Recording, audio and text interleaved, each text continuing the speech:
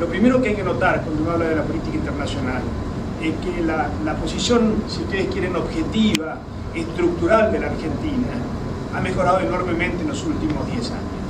Y ha mejorado por razones que no tienen nada que ver con nuestra política. Ha mejorado porque el mundo se ha vuelto más favorable a nuestros intereses y a nuestro juego diplomático.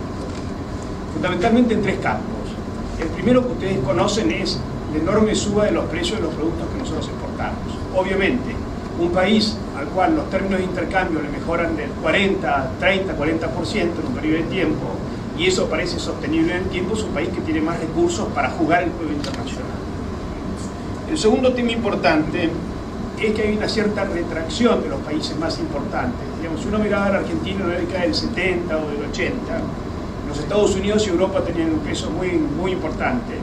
Con los americanos teníamos una relación, como ustedes saben, distante y esporádica y llena de tensiones, de cooperaciones y después de conflictos.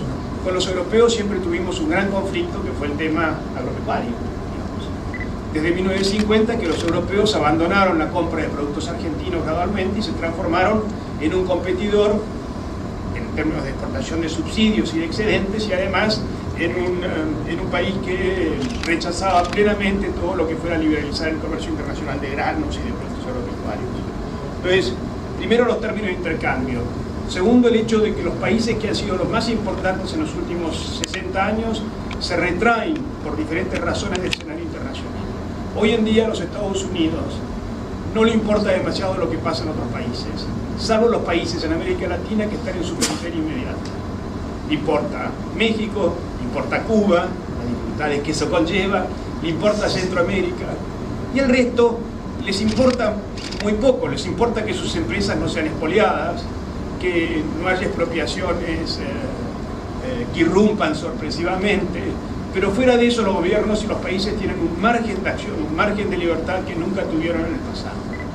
En parte esto es producto del fin de la Guerra Fría, en parte esto es producto del hecho de que los Estados Unidos han decidido ser más introspectivos y concentrarse más en sus intereses directos que en los intereses de una proyección internacional. Les interesa más, en otras palabras, hoy en día su competencia con China que si Brasil es un buen amigo o no es un buen amigo.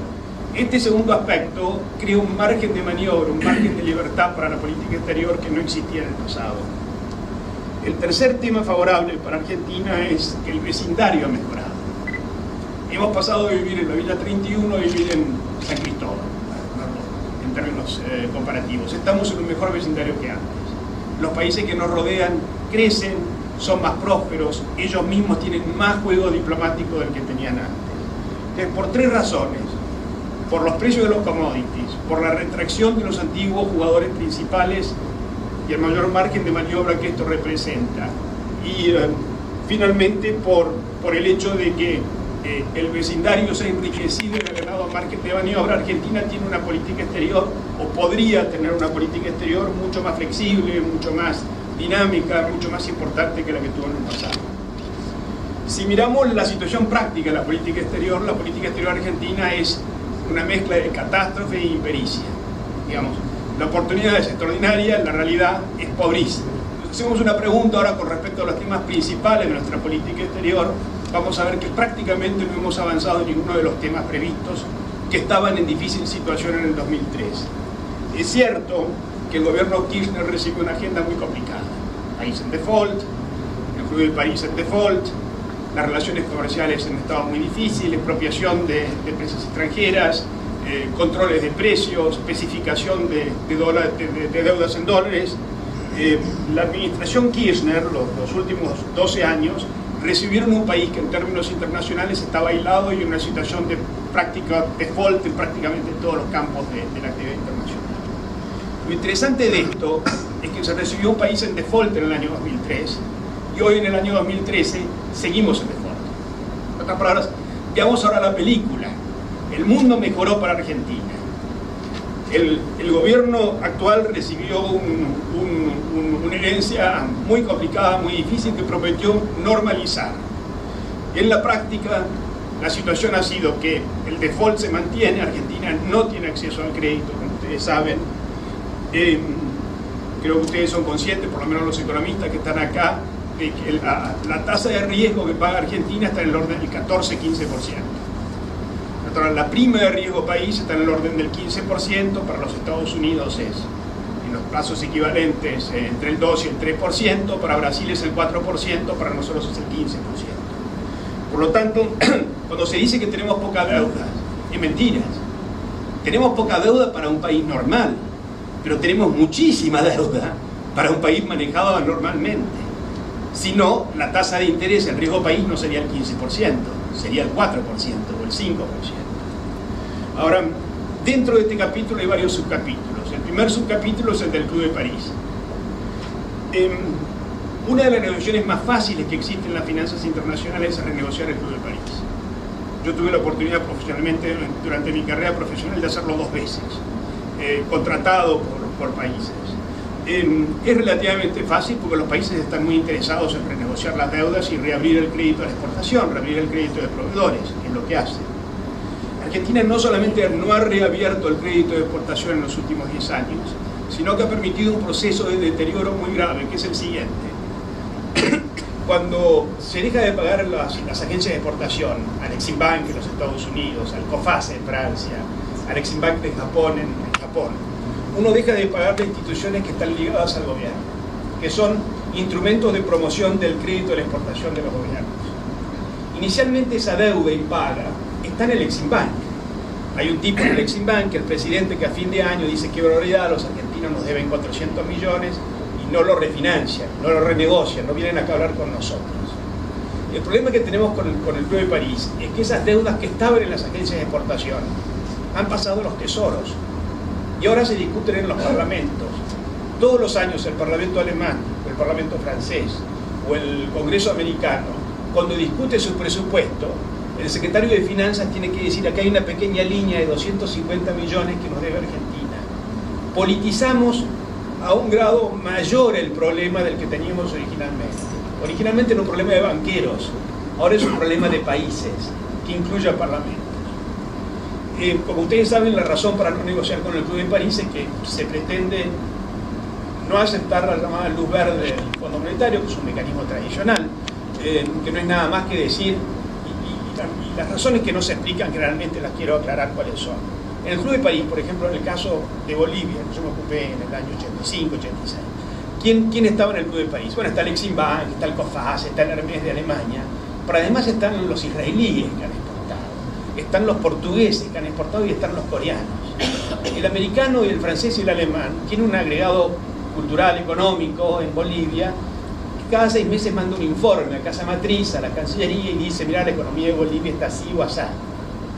El israelí, el portugués o el coreano no tiene nadie. Entonces, la única forma de poder llegar a un paripaso, como dicen ahora, de poder acordar todos, era tener la opinión de un tercero, para no depender del economista del fondo, digamos, para no depender del economista del Tesoro americano o del Tesoro francés en la aprobación de un crédito por parte de Israel o de Portugal. Entonces, la participación del Fondo Monetario en el Club de París no es para sostener a los Estados Unidos o para sostener a Francia, es para darle voz y entendimiento a los países más chicos que no tienen, muchas gracias, que no tienen capacidad de análisis. Y en ese sentido, ya sabemos lo ilógico que tiene esta posición. Esta posición está construida primero sobre la creación de culpables. La crisis del 2001 fue culpa del Fondo Monetario. Obviamente, parcialmente, el Fondo Monetario cometió errores, pero el Fondo Monetario es como una ambulancia. Se llega a lugares donde hay accidentes y la familia siempre protesta. Que al paciente lo sacaron para atrás, que le golpearon la cabeza cuando lo subieron a la camilla. Pero la verdad es que el problema de Argentina no lo creó el Fondo Monetario. El problema de Argentina lo crearon las prácticas políticas, el déficit fiscal y la falta de buenas políticas macroeconómicas en finales de la década de 90. Y si fuera, como se dice, el Fondo Monetario, ¿por qué no simultáneamente aquellos que acusan al Fondo Monetario no fueron a buscar culpables en la clase dirigente política que había tomado las decisiones? Si la deuda es ilegítima, como se dice, tendrían que estar presos el presidente de la República, los miembros del Congreso que aprobaron en el Parlamento todos los préstamos que se hicieron durante esa década. En este sentido, lo que quiero recordar es una cosa importante: no hay un solo país que no haya pagado sus deudas en los últimos 200 años, salvo aquellos que desaparecieron del mapa. En otras palabras, las únicas deudas impagas que hay en el sistema internacional son las deudas del Imperio Austrohúngaro, del Imperio Otomano, y de otros países como Serbia, que desapareció durante 80 años del mapa. Los demás países, China y Rusia después de 80 años de default, en la década del 90 tuvo que renegociar porque aparecieron los papelitos, firmados por el barón de Witt, que era el ministro de Finanzas de Nicolás, y firmados por la Duma y aprobados por la Duma, por el Congreso ruso en la época de 1905 o 1907. Porque las deudas son legítimas, uno puede renegociarlas y decir que paga menos que ellos, pero uno no puede negarlas. Bueno, este segundo comentario tiene más que ver con el tema de los holdouts. El tema de los holdouts es otro tema importante, donde comenzamos en el 2003 con el problema, se dijo que se iba a normalizar y 10 años después seguimos en default y en una situación donde el número de juicios crece año a año, el número de inconvenientes crece año a año, etc. No voy a profundizar demasiado en este tema porque ustedes ya lo conocen, lo han estado leyendo en los diarios, pero obviamente en temas de acceso al financiamiento, la normalización propuesta en el 2003 ha terminado en un agravamiento de la situación del 2003, tanto en el tema de las agencias de exportación como en el tema de los holdouts, como en el tema de los bonistas que no entraron. Ustedes dirán, bueno, pero es muy difícil hacerlos entrar. No, no es muy difícil hacerlos entrar. Todos los países del mundo, cuando quedan acreedores que quedan afuera, renegocian con ellos. Bueno, a veces hay que esperar tiempo, a veces hay que hacer ofertas diferentes a las previstas originalmente. Hay un montón de técnicas financieras que permiten, entre ellas los swaps de deuda por equity, por ejemplo. O propuestas que se le ofrece a las partes que no han entrado, condiciones que obligan a las partes que ya cobraron a devolver los fondos. Y bueno, nadie devuelve los fondos. Cuando usted le dice a un acreedor que es impago, mira, te voy a ofrecer a vos esto, pero eso obliga a los que ya reestructuraron en el 2005 o en el 2010 a devolver los fondos cobrados, nadie acepta devolver los fondos cobrados si el acuerdo nuevo es válido. En otras palabras, hay técnicas financieras, además del pago por atrás, ¿no es cierto?, que ha sido utilizado por un montón de países, por Perú, por los británicos después de la Segunda Guerra Mundial. Digamos, hay muchísimas formas de renegociar y de reestructurar una deuda vencida. El resultado de eso es que el sector privado no tiene acceso al crédito, el gobierno no tiene acceso al crédito, y si uno de ustedes quiere comprar una máquina para hacer pastas o para arreglar un producto oftalmológico, no lo puede importar. O lo puede importar solamente de dos países. Yo lo veo en mi producción agropecuaria, lo puedo importar o de Brasil o de China. Son los únicos dos países que ofrecen crédito de proveedores hoy en día Argentina. Ni los italianos, ni los alemanes, ni los británicos, ni los japoneses, ni los estadounidenses nos ofrecen la posibilidad de comprar una maquinaria de $500.000 para hacer operar una planta o mejorar una explotación agropecuaria. Así que las consecuencias desde el punto de vista de la deuda han sido no solamente un agravamiento de la situación anterior, sino un empeoramiento de las circunstancias originales del 2003. Estamos peor 10 años después de lo que estábamos en el 2003. Así que, primer punto de la política exterior, acceso al crédito. El segundo punto de la política exterior importante es el tema de los acuerdos comerciales. ¿Qué se puede decir con respecto a los acuerdos comerciales? El mundo se ha vuelto bastante tramposo en los últimos años, después del 2008, porque fundamentalmente la crisis del 2008 ha creado una marea proteccionista en el mundo entero. Pero nosotros hemos tenido la extraordinaria virtud de ponernos en la vanguardia de esa marea proteccionista. En otras palabras, los europeos, los norteamericanos, los japoneses están creando y sacando un montón de resoluciones para reducir la competencia internacional y proteger a sus sectores domésticos. Pero ¿cómo lo hacen? Lo hacen con normas, lo hacen con procedimientos, lo hacen con nuevas normas de compra nacional que no son consistentes con la OMC, pero probar eso tarda 7 años. Entonces, mientras tanto, el compra nacional, por ejemplo, en respuesta a alguna de las crisis recientes, no es legal, no es legítimo, digamos, pero es legal. Hay documentos que dicen cómo va a funcionar. Argentina ha ido un paso más allá. Argentina ha aplicado el proteccionismo comercial discrecional. En otras palabras, a partir o de las famosas licencias anteriores o de los famosos permisos actuales, pero son sistemas discrecionales que hacen que los importadores realmente no saben qué es lo que pueden importar, cómo lo pueden importar, en qué condiciones. El caso de Ralph Lauren reciente asienta perfectamente lo que le sucede al importador. Yo no sé cuál es la norma, no sé cuál es el procedimiento, hago lo que puedo y a veces hago lo que no debo para hacer la importación, o dejo el país y dejo de importar, o me dedico directamente al contrabando. Esas son las alternativas que se le presentan a un importador. Entonces, en temas de política comercial defensiva, que se ha vuelto tan importante a nivel mundial, no solamente en Argentina, en Europa, en Brasil, en otros lados, Argentina está a la vanguardia de ese procedimiento está realmente entre los países que están siendo más acusados. Tenemos 2 paneles de la OMC en contra nuestro, uno con 27 países, incluyen Europa, Estados Unidos, Japón, México, etcétera, que están diciendo los argentinos están rompiendo las reglas y no están cumpliendo con los procedimientos. Así que en ese campo de la política exterior tenemos que hablar realmente de un aislamiento, de un rechazo de Argentina a las normas usuales del comercio internacional. Es ahí donde Argentina se vuelve un outsider del sistema comercial internacional. No en el deseo de proteger, sino en la forma en el cual ha sido implementada este empuje hacia la protección comercial. El segundo tema es el tema de los acuerdos comerciales. En el tema de los acuerdos comerciales no ha habido desde el 2003 hasta ahora ningún acuerdo comercial importante firmado entre Argentina y el mundo. Los únicos acuerdos que hemos firmado han sido con Israel y con la India, son acuerdos Mercosur, que de un arancel aduanero que tiene más o menos 9.000 o 10.000 posiciones, algunos que estén esto me van a decir cuántos son exactamente, pero más o menos 9.000 o 10.000 posiciones, incluyen 1.000 posiciones. ¿Y qué es lo que incluyen en esas 1.000 posiciones? Los productos en los cuales no hay competencia. En otras palabras, en el caso de Argentina les abrimos a los hindúes el mercado de la soja, el mercado de la carne, el mercado del trigo, y los hindúes nos abren a nosotros el mercado de los algodones con estampado, cosas en las cuales cada uno de los países no tiene nada a perder en la negociación y nada a ofrecer realmente. Entonces son acuerdos por la galería, son acuerdos para impresionar a los de afuera sin tener ninguna sustancia comercial, sin mejorar la posición de importar mejores productos y de exportar mejores productos. No son acuerdos recíprocos, son acuerdos mentirosos, o por lo menos de muy baja calidad.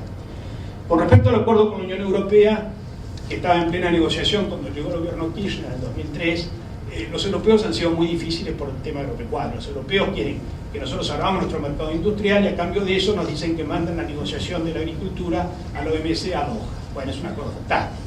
Denme ustedes todo su billetera y yo se las voy a devolver el mes que viene cuando nos encontremos en la calle. Digamos, es un acuerdo totalmente, arbitrario y desparejo. En ese sentido, la negación de Argentina y de Brasil de negociar es correcta, pero la posición de Europa ha cambiado. La debilidad de Europa es creciente y la Europa ya ha anunciado hace cosa de 90 días que quiere negociar un acuerdo de libre comercio con los Estados Unidos, cosa que jamás había pensado hacer, ¿no es cierto? Lo ha anunciado formalmente, digamos, el presidente Obama lo ha anunciado. Entonces, existe un campo de negociación y Argentina ahí no ha avanzado. Por supuesto que el acuerdo con los Estados Unidos y el resto del continente, no ha habido acuerdos novedosos. El único acuerdo novedoso fue la introducción de Venezuela al Mercosur. Fue la única negociación de comercio internacional importante de los últimos 10 años. La verdad es que las exportaciones a Venezuela subieron sin acuerdo. Pasaron de $200 millones a $2.500 millones de exportaciones sin ningún tipo de acuerdo. Simplemente bastó que los funcionarios, porque en Venezuela la ley no es un parámetro genérico o importante de cómo se comporta el Estado. Digamos, basta que alguien llame y le diga a los tipos de la aduana, miren todo lo que venga a Argentina, déjenlo pasar, y usted firma el acuerdo y al día siguiente dice no lo deje pasar y no pasa. En otras palabras, el acuerdo es casi superestructurado, no es de sustancia. Pero el único acuerdo importante que hemos entrado es ese, que tiene una connotación más política y quizás más de interés de régimen de los que gobiernan que con respecto al tema comercial, porque realmente Venezuela es un país importante y debería ser un destino importante de nuestras exportaciones, porque fundamentalmente Venezuela fue un comprador de productos alimenticios de los Estados Unidos en los últimos 50 años. Entonces, es natural y tenemos un mercado potencial importante, porque podemos reemplazar al trigo, a la harina, a un montón de productos que tradicionalmente los americanos exportaban a Venezuela. Es un mercado en competencia con los Estados Unidos para Argentina, eso es lo que es. Entonces nos conviene tener un acuerdo con Venezuela. Lo que no es imposible y lo que no es conveniente es tener un acuerdo con el gobierno Chávez, sus sucesores, porque realmente eso no es un acuerdo, es simplemente un arreglo, digamos, con muy poca sustancia, con baja legitimidad, etc. En el resto de los campos, todos los campos de integración comercial con nuestros vecinos, la situación se ha deteriorado.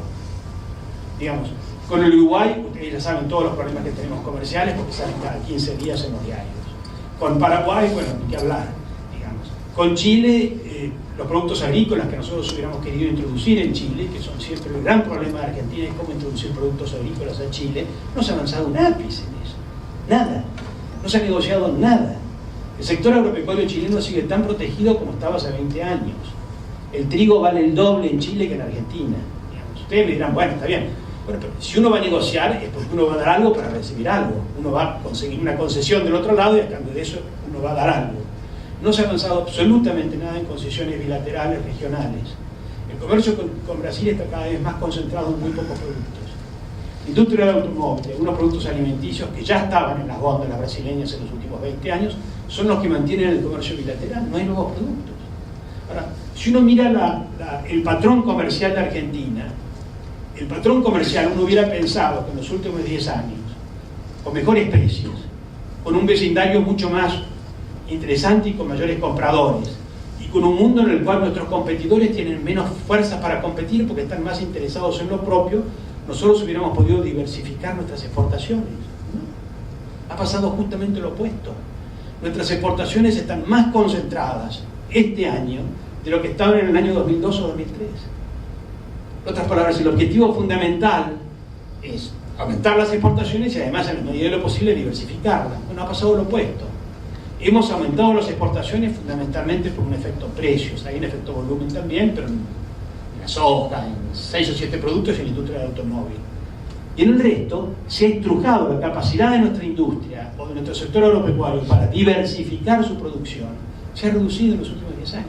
Entonces, de lo mismo que dije yo, en resumen, dije yo de que no hemos recuperado el acceso al crédito internacional. Seguimos en default después de 10 años.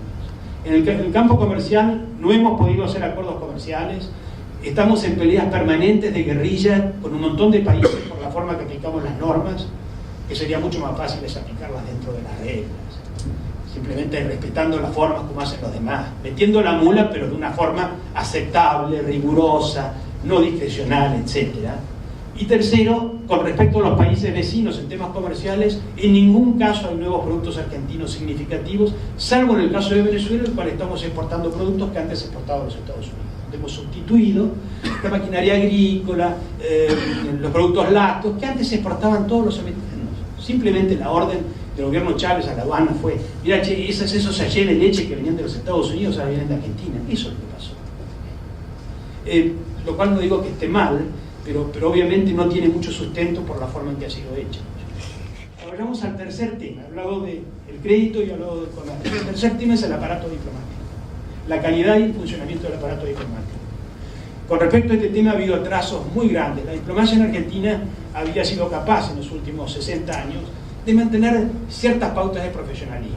Es cierto que hubo momentos difíciles por los conflictos políticos que había en el país, pero usualmente se reclutaba a través de sistemas relativamente imparciales, se entraba en una escuela donde los estudiantes, donde los jóvenes diplomáticos tenían que estudiar y los mejores eran promovidos a las mejores posiciones, y las promociones dentro de la carrera se hacían fundamentalmente entre los funcionarios de la carrera y se les daba un espacio acotado a los políticos. Había en total, Archie, que conoce esto muy bien, mucho mejor que yo, creo que eran 25 embajadores políticos, ¿no es cierto?, lo que permite la ley del comercio exterior. Y lo usual es que un presidente nombrara un Messi, una señora de Fortabat, los 25 embajadores políticos, 15 estaban en Buenos Aires, o 20 a veces, no estaban en la embajada en Asunción, o en Caracas, o en Londres, estaban en puestos de acceso al presidente que le permitía continuidad de viaje, decir, acá está la señora Fortabat, embajadora, o acá está el señor Maradona, embajador. Le daba al país un acceso y le daba al presidente un cierto juego político en personas que él consideraba destacadas y de uso. Y eso estaba bien dentro de los cánones normales. Hoy en día han renunciado 60 embajadores en los últimos 3 años. 60 embajadores seniors han renunciado y se han retirado, ¿no es cierto?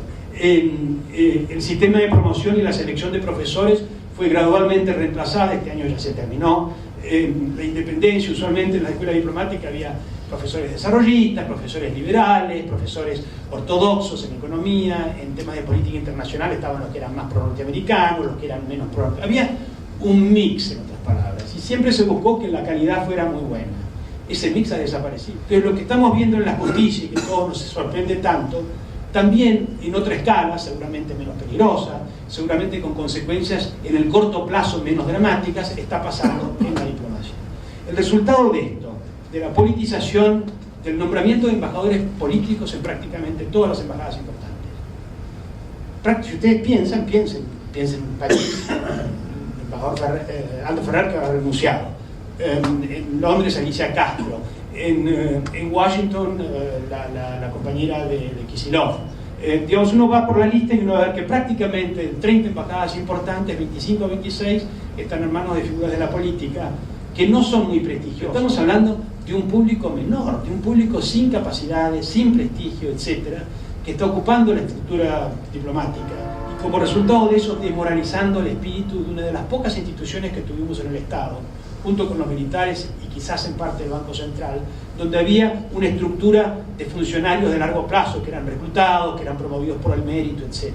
Entonces, hablé del acceso al crédito. Estábamos y seguimos en default. Hablé de lo comercial. No se ha hecho nada en lo comercial. Nuestra posición comercial internacional se ha deteriorado gradualmente en los últimos años, a pesar de condiciones muy positivas. Ahora comenté un poco el tema del aparato burocrático y de su desmoralización y de su desarticulación. El cuarto tema son los temas de gobernanza global. Voy por grandes temas más que por temas puntuales, porque eso les da a ustedes un marco de referencia. En temas de gobernanza global tenemos, como ustedes saben, muy serias críticas en contra de nuestro país. Somos vistos como un refusnik prácticamente, como un indignado. En las reuniones, bueno, primero tenemos problemas puntuales. Se nos ha sacado del sistema de preferencias generalizadas, que era un sistema que le daba ciertas preferencias a algunos productos argentinos para tener acceso preferencial con menos aranceles al mercado de Estados Unidos y de Europa. Así que tenemos los temas de rechazo con respecto al sistema de preferencias generalizadas, la erosión de esos privilegios que teníamos, que eran importantes para las economías regionales, los votos en contra, que todavía no tienen un efecto suficiente porque no suman el 50%, pero es muy inusual que en el Banco Mundial, yo trabajé ahí varios años, se vote en contra de un país, es rarísimo. Llegamos a las reuniones internacionales donde se discuten temas muy complicados y llegamos con propuestas que no tienen nada que ver con lo que se está discutiendo y que reflejan un punto de vista que nosotros sostenemos que la crisis mundial la podemos explicar a la perfección, es el fin del capitalismo, los Estados Unidos y Europa van a caer así, ¿no es cierto?, en los próximos 10 años, China y los países emergentes van a subir para arriba, todas las reglas vamos a cambiar y nosotros somos como la vanguardia, el grupo que realmente fue capaz de percibir y entender lo que está pasando antes que el resto, y hacemos propuestas en las reuniones internacionales que reflejan explícita o implícitamente este punto de vista. En las reuniones del G20, las posiciones argentinas, no sé si ustedes vieron, cada vez la representación es de más bajo nivel. Es de más bajo nivel porque los de más alto nivel no quieren ir porque nadie habla con ellos. Prácticamente no los invitan a los cócteles, digamos, no es considerado como un... Ahora, ustedes me dirán, ¿pero nos van a echar del G20? No, no nos van a echar del G20. No nos van a echar del G20 por lo que yo dije al comienzo, el mundo se ha abierto. No existe hoy en día el blanco y el negro que existía en la década del 70, del 80 y del 90. Argentina no lo van a echar, porque ¿por qué no echarlo a Turquía cuando el presidente islámico comienza a meter pesos y por ahí fusila algún militar? ¿O por qué no echar a los sudafricanos, que son países más o menos del tamaño de Argentina? Entonces, como nadie quiere dar el ejemplo de punir, Argentina la dejan estar, pero la dejan estar sin ningún tipo de interés, con una especie como de desazón y de olvido, ¿no es cierto? Prácticamente nuestras participaciones en estas instituciones son vistas con gracia, con una mezcla de desprecio y gracia, digamos. Qué gracioso y qué despreciable es la falta de foco, la falta de entendimiento que hay sobre los temas internacionales. El cuarto punto es el tema del INDEC y la posible punición que tenga el Fondo Monetario con respecto a nuestras estadísticas, ¿no? Ustedes ya conocen, han estado en los diarios esta última semana. Así que 4 puntos de gobernanza en los cuales en todos hay un deterioro. Todos hay un deterioro gradual, pero sistemático, donde de Argentina se habla mal, se la considera mal, con las consecuencias que eso tiene. Vayamos al tema de la inversión, que es un quinto gran tema. Argentina, representando más o menos el 10% del PBI regional, recibió el 0.2% de la inversión extranjera en los últimos 12 meses. De todas formas, el número ha conocido, hemos pasado del segundo o tercer lugar en la década del 90 al sexto lugar. Primero viene Brasil, después viene México, después viene Chile, después viene Colombia, después viene Perú, después venimos nosotros. No solamente se invierte muy poco en Argentina, los extranjeros invierten muy poco, sino que muchos de los grandes grupos económicos argentinos, cuando prefieren hacer una decisión de inversión, prefieren hacerla en un país otro que Argentina. Si uno mira los balances de IMSA, de Pescarmona, por ejemplo, que no es uno de los grupos más grandes, pero que es un grupo internacional, El balance de Pescarmona era 90% activos en Argentina en el año 2003, hoy en día 50% de sus activos están en Brasil y en otros lados. Lo mismo pasa con Techin. Techin no gastó 2.500 millones de dólares en expandir su producción siderúrgica en Argentina, compró el 30% de Usiminas el año pasado en Brasil. En otras palabras, tenemos no solamente una muy baja inversión extranjera directa en grandes proyectos, que es notorio, sino que además de eso, los grupos grandes locales, sigilosamente, con cuidado, en general, prefieren hacer sus inversiones en otro lado. Esto nuevamente es una quinta dimensión de la política exterior. La política exterior no es una reunión de embajadores para discutir qué va a pasar en el Comité de la Unión de las Naciones Unidas el año pasado mañana. La política exterior es acceso al crédito, comercio, gobernanza, cómo nos llevamos con los demás países. Son cosas prácticas y concretas que hacen al funcionamiento de un país. Entonces, en 5 temas muy importantes, Argentina ha sufrido un deterioro, en algunos casos muy marcado y en otros casos marcado en los últimos 10 años. Entonces, Argentina lo que tenía que hacer era juntar un grupo de compañías, a YPF, a Pan American Energy, a Bridas, a Plus Petrol, a 4 o 5 compañías, juntarlas al Estado, presentarlas ante los bolivianos. Teníamos todos los contactos ideológicos para hacerlos y políticos para hacerlos. Hay unos operadores políticos que viven de La Paz a Buenos Aires explicando los mensajes antiimperialistas, etc. Teníamos todos los medios. No se hizo. En otras palabras, somos incapaces de alcanzar el interés nacional, mismo en circunstancias profundamente favorables desde un punto de vista político, para hacer un acuerdo que no es un acuerdo de mercado, es un acuerdo de país a país, para exportar gas y asegurarse en el largo plazo una provisión de gas a un costo mucho más barato. Hay que invertir más o menos 2.000, 2.200 millones de dólares en exploración y 1.000 millones para completar los gasoductos, 3.000 millones. Baratísimo comparado a la plata que nos va a costar hacer otra cosa. Pero no se pudo hacer esto, y esto es una demostración fehaciente de una inoperancia muy profunda. Porque si usted en lo que tiene los medios, tiene la billetera, conoce a la persona, puede hablar, se creen, se respetan, y usted es incapaz de negociar cosas básicas de interés nacional, usted está demostrando una gran ineficiencia, una gran incapacidad. Tenemos otro caso que ustedes seguramente conocen un poco más, que es el caso de Uruguay. Miren a lo que hemos llegado con el Uruguay. ¿No es cierto? No solamente por los comentarios del presidente Mujica recientes, sino por el estado de ánimo de los uruguayos, de todos los medios sociales con respecto a Argentina. Yo siempre digo, en chiste, ¿no?, que la relación entre Argentina y Uruguay es un poco como la de Santiago del Estero y Córdoba, o Córdoba y Buenos Aires, digamos. Hay mucho amor y también un cierto grado de resentimiento. Y siempre fue así, y siempre va a ser así por circunstancias objetivas, del más chico sea el más grande. Pero en Uruguay se ha llegado a un nivel de desprecio, de resentimiento, de rencor, de mar de fondo anti-argentino, que no existió nunca. Quizás existió en la década del 50, cuando Perón tuvo sus encontronazos con el Uruguay, pero no ha existido en los últimos 50 años.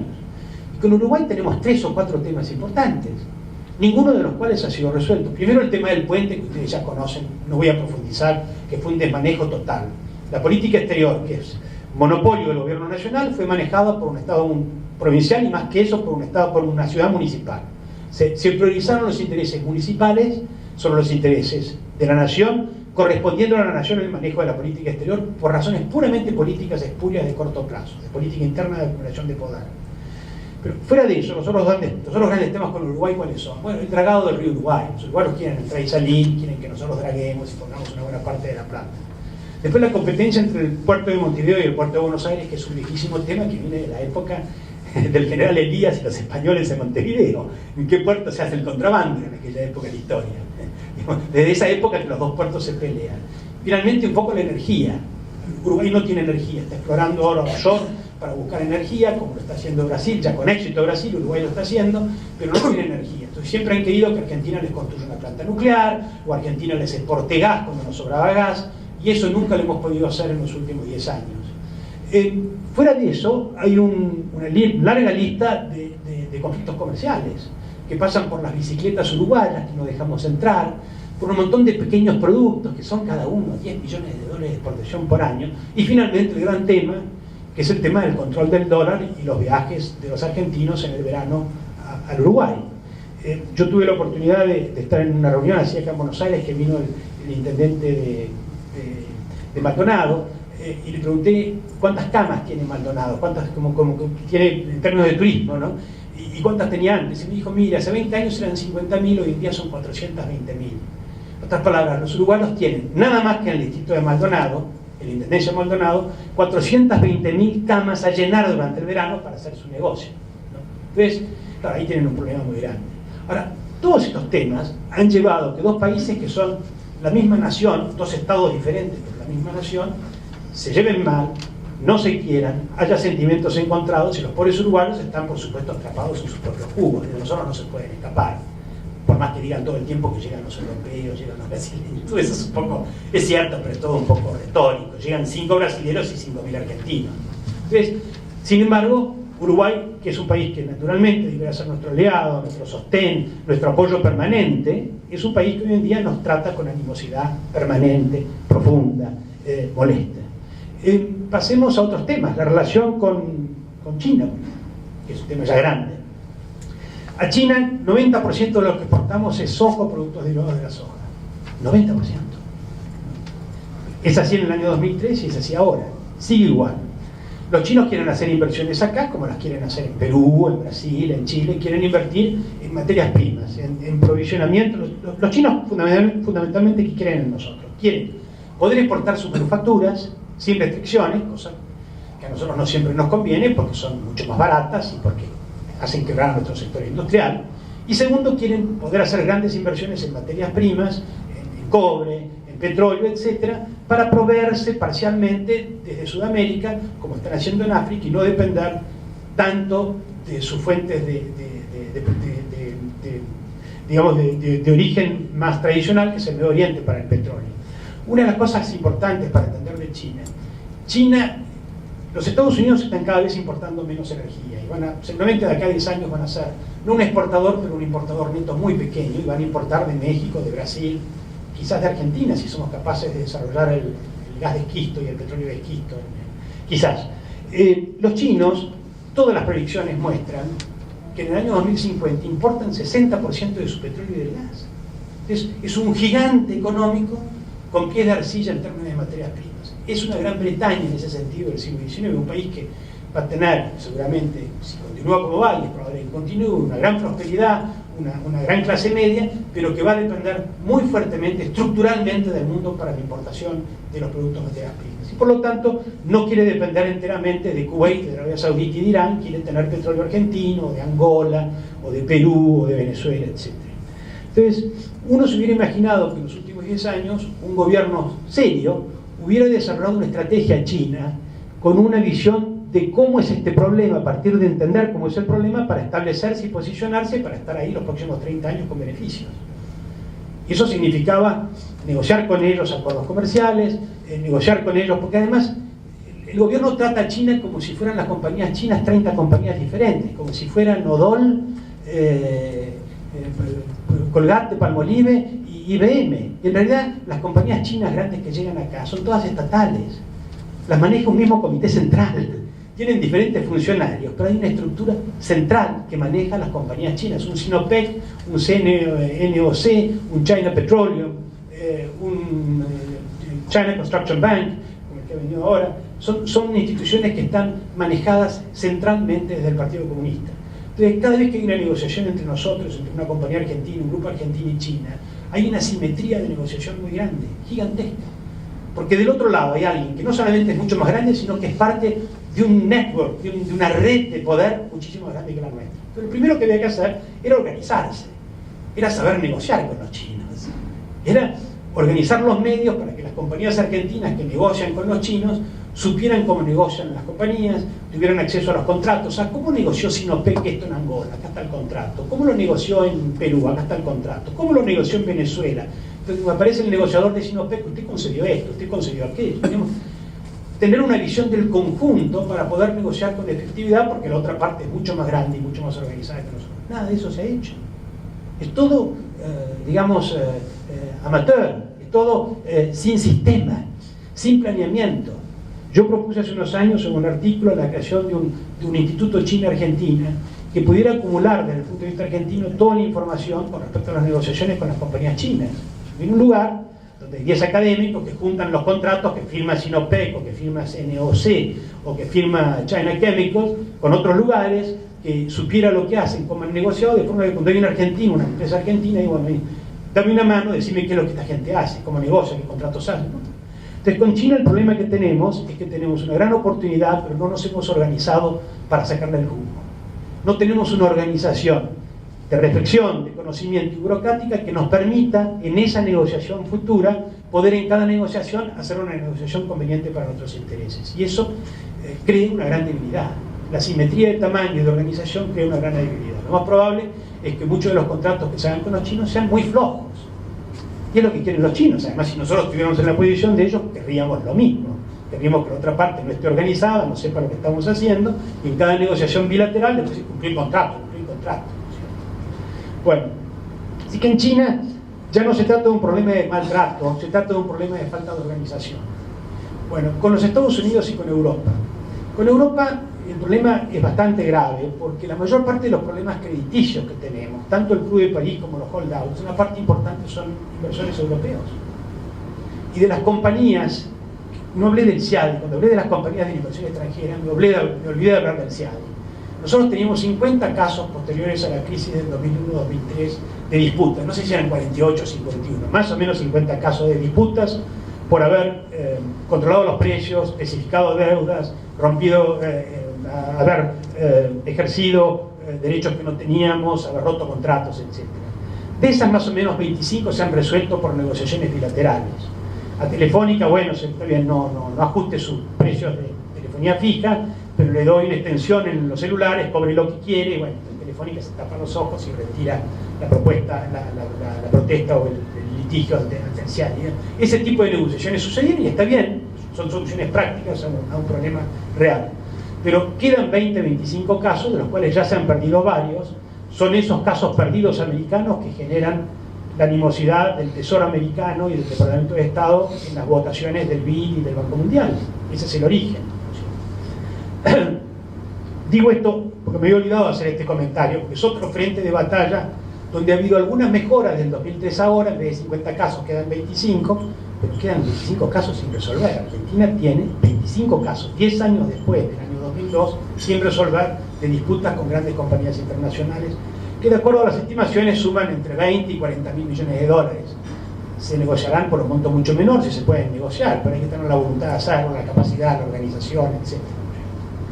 Entonces, vuelvo al tema de Unión Europea. Una parte importante de los problemas que ¿con qué país tenemos la peor relación hoy en día? ¿Con qué grupo de países? Con los europeos. Las peores relaciones son con los europeos porque donde está la mayor cantidad de problemas irresueltos. En el caso del Club de París, los principales acreedores no son el Exibank de los Estados Unidos, son Hermès de Alemania, son el Coface de Francia, son las Sache de Italia, son las agencias exportadoras europeas las que tienen, junto con los japoneses, el 80% de las acreencias del Club de París. Con respecto a los holdouts, es cierto que está el señor Elliott, pero donde están los inversores individuales que no han sido pagados es en Italia y en Alemania, no están en los Estados Unidos o en otros lados. En los Estados Unidos está uno, dos o tres grandes jugadores que juegan un juego diferente y que ya vemos lo que hacen, pero no son un producto, digamos, que genere una movilización política. Quizás se influencian la política a través de donaciones electorales, pero no es que salen con carteles a la calle cuando viene el ministro argentino, la presidenta, y dicen paganos los bonos que nos dejaste de pagar en el 2003. En Italia sí sucede eso, en Alemania sí sucede eso.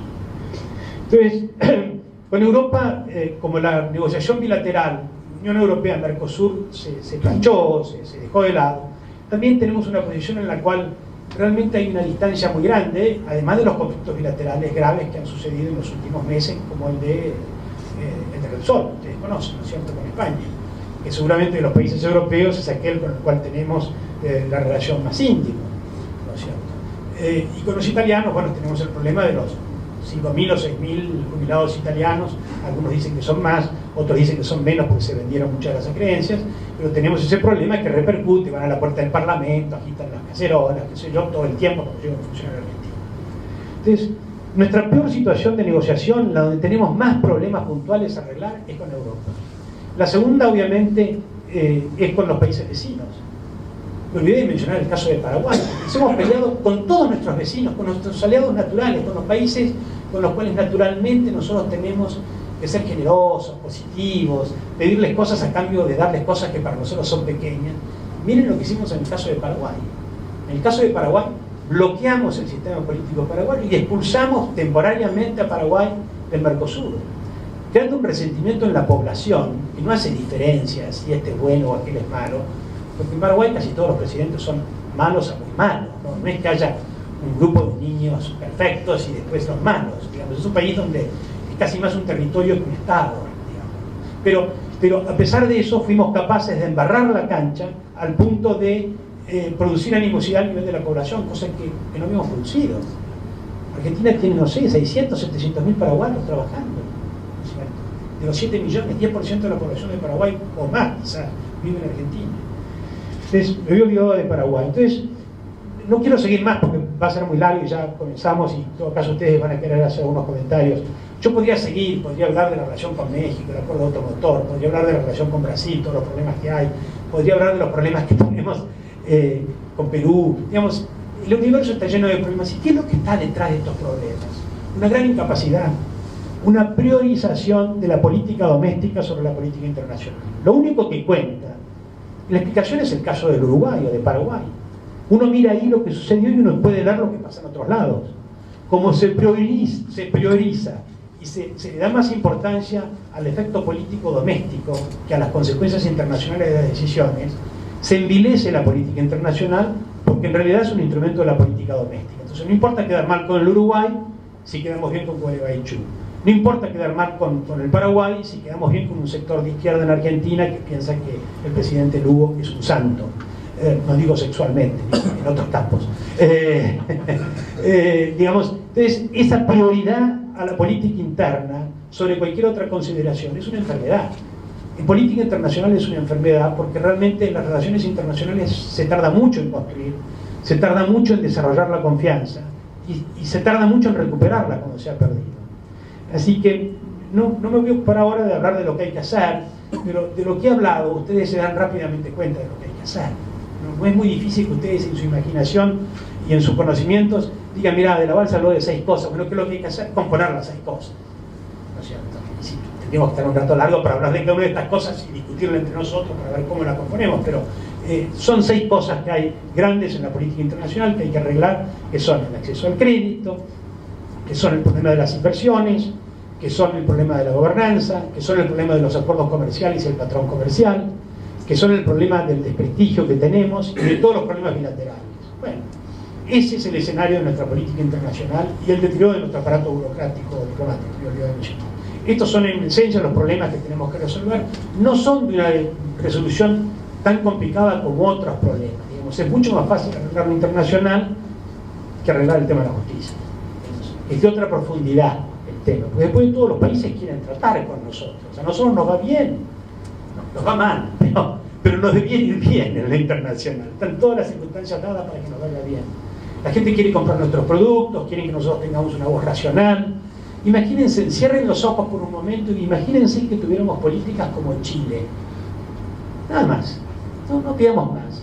Nuestra posición internacional sería importantísima. Tendríamos capacidad para negociar muchísimas cosas, para arreglar muchísimos problemas. Porque tenemos la posición internacional para hacerlo, no tenemos enemigos en el vecindario, tenemos un vecindario que le va bien, tenemos precios internacionales para nuestros productos muy atractivos y además de eso no hay conflictos importantes y relevantes. No hablé del tema Malvinas, digo 2 palabras sobre el tema. El gobierno se ha lanzado a hacer de las Malvinas una bandera nuevamente de política interna. La primera forma de avanzar en el tema Malvinas es ocupar la plataforma continental. Nosotros no podemos discutir con los ingleses si las Malvinas son nuestras cuando ellos exploran petróleo y nosotros exploramos petróleo.